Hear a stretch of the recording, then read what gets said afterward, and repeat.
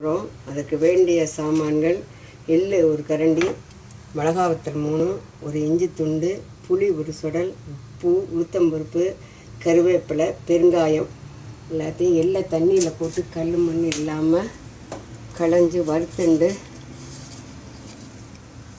போட்டு வறுத்து நல்லா வெடிக்க விடணும்.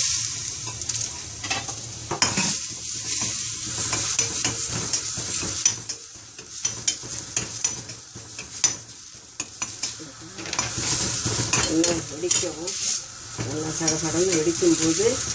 அதை கொட்டிட்டு உளுத்தம்பருப்பு, மிளகாய் வத்தலையும் எண்ணெயை விட்டு நல்லா வறுத்துண்டு அதோட கருவேப்பிலை, பெருங்காயம், இஞ்சி போட்டு ஒரு வதக்கி எல்லாத்தையும் ஒன்றா போட்டு எல்லாம் எல்லாம் ஆறுனதும் மிக்சியில் போட்டு ஒரு சுடல் புளியும் போட்டு சொல்லி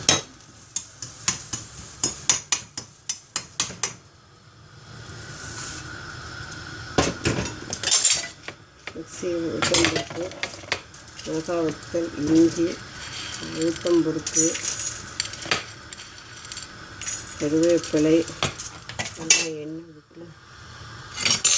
பொன்னிறமாக வறுத்துண்டு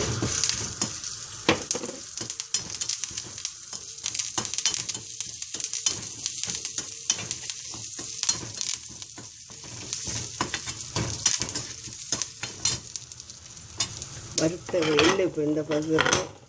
கருவேப்பிலை, மிளகாய் வத்தல், உளுத்தம்பருப்பெல்லாம் இந்த பதத்துக்கு வறுத்துண்டு ஆற விட்டு மிக்சியில் போட்டு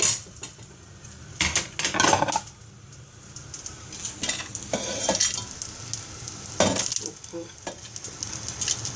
புளி,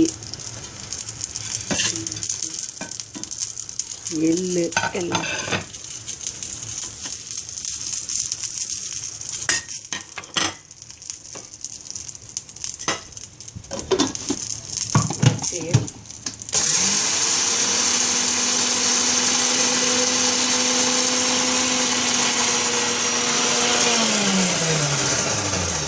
இந்த பதத்திற்கு